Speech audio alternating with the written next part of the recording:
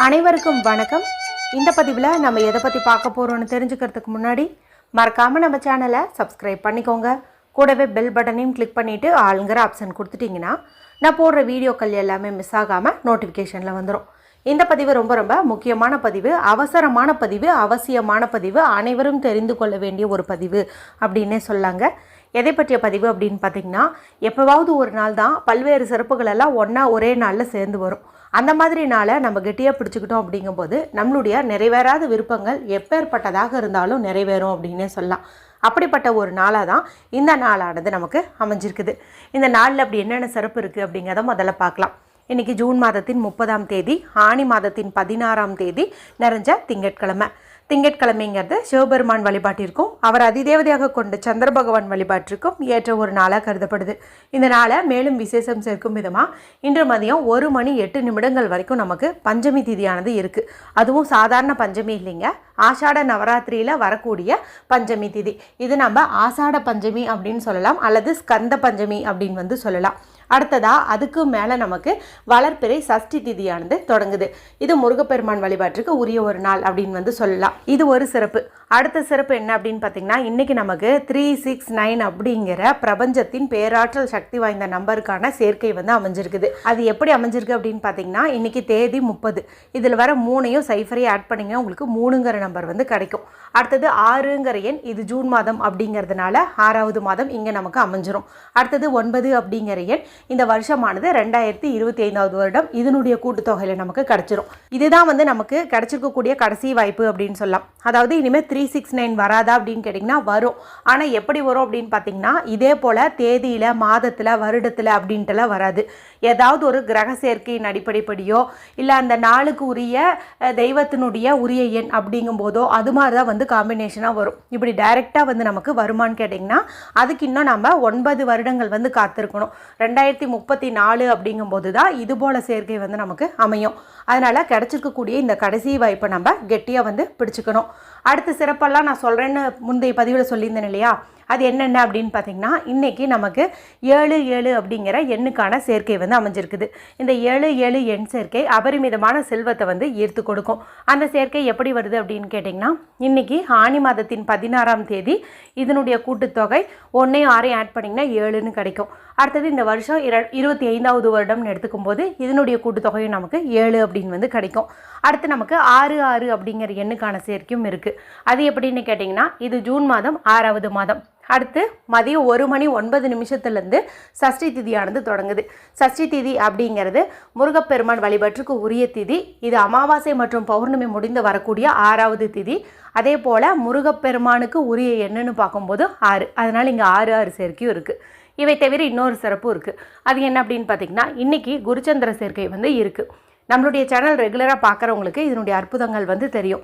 ஜாதகத்தில் இந்த சேர்க்கை இருந்துச்சு அப்படின்னாவே நல்ல ஒரு கோடீஸ்வர யோகம் உண்டாகும். இந்த தகவல் எனக்கு எப்படி தெரியும் அப்படின்னு கேட்டிங்கன்னா, என்னுடைய மாமனார், அவருடைய அப்பா, இவங்கெல்லாம் பார்த்திங்கன்னா ஜோதிடர்கள். இவங்களுடைய ஆலோசனையை கேட்டு தான் நான் இது மாதிரி விளக்கங்களாக நான் உங்களுக்கு கொடுத்துட்ருக்கேன். இன்னும் பல ஜோதிட தகவல்கள் நம்மளுடைய சேனலில் நான் போடலான்னு இருக்கேன்.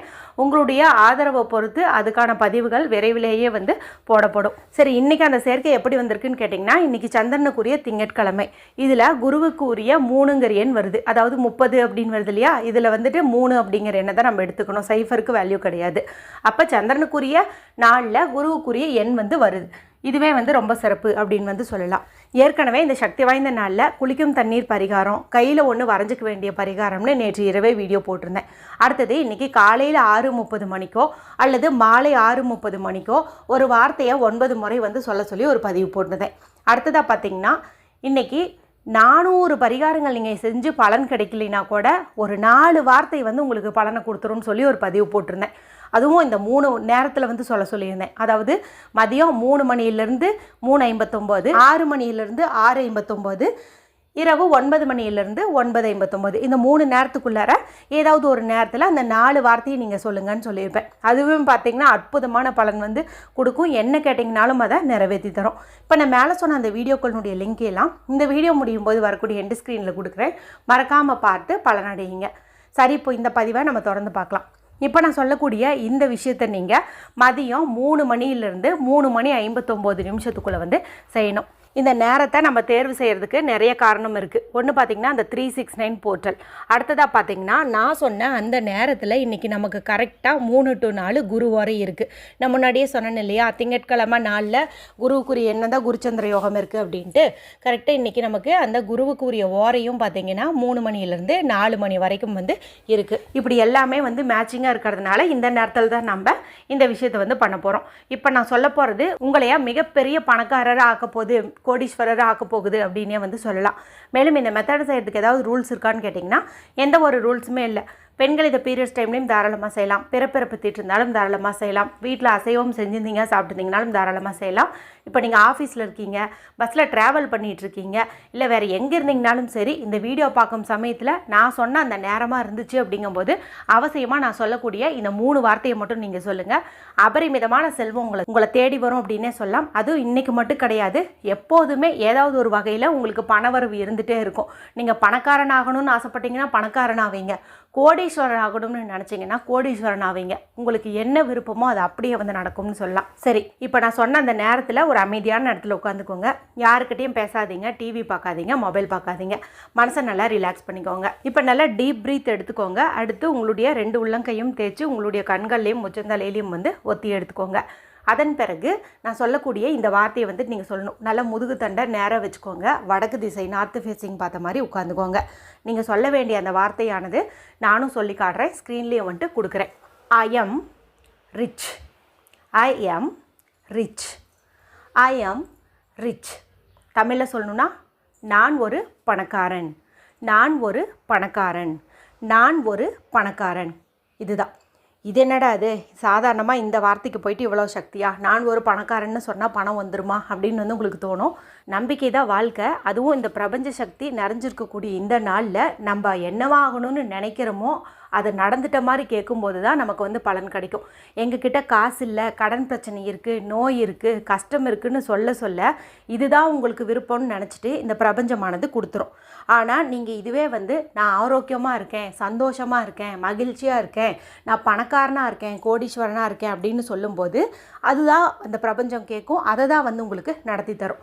இப்படி சொல்கிறதோட மட்டும் இல்லாமல் நீங்கள் தேங்க்யூங்கிற வார்த்தையும் நீங்கள் சேர்த்து சொல்லும்போது இன்னும் இந்த பிரபஞ்சமானது மகிழ்ச்சி அடைஞ்சு நீங்கள் கேட்டதை நீங்கள் நம்பினதை உடனேவே கொடுக்கும். கேட்குறதுக்கு விளையாட்டுத்தனமாகவும் நம்ப முடியாத மாதிரி இருந்தாலும் உண்மையாக இதுதான் நிஜம். இதை நீங்கள் நம்பிக்கையோடு சொல்லும்போது நீங்கள் என்ன உங்களுடைய மனசில் நினைக்கிறீங்களோ அது கட்டாயம் நடக்கும். இப்படி நீங்கள் சொல்லும்போதுமே நிஜமாகவே நீங்கள் இப்போ பணக்காரனாக இருக்கீங்க, உங்கள் வீட்டில் நிறைய பணம் இருக்குது, உங்களுடைய பீரோவில் நிறைய பணம் இருக்குது, இந்த மாதிரியெல்லாம் நீங்கள் இமேஜின் பண்ணிக்கிட்டு சொல்லணும்.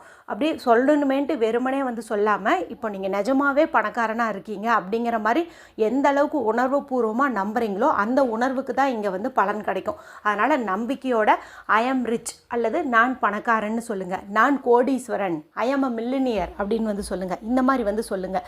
உங்களுடைய விருப்பம் எப்பேற்பட்டதாக இருந்தாலும் நடக்கும். இந்த வீடியோ குறித்து உங்களுக்கு ஏதாவது சந்தேகங்கள் இருந்தால் கமெண்ட் பண்ணுங்கள். பிடிச்சிருந்தால் மற்றவங்களோட ஷேர் பண்ணுங்கள், லைக் பண்ணுங்கள். மற்றும் ஒரு பயனுள்ள பதிவில் உங்களை சந்திக்கிறேன். நன்றி, வணக்கம்.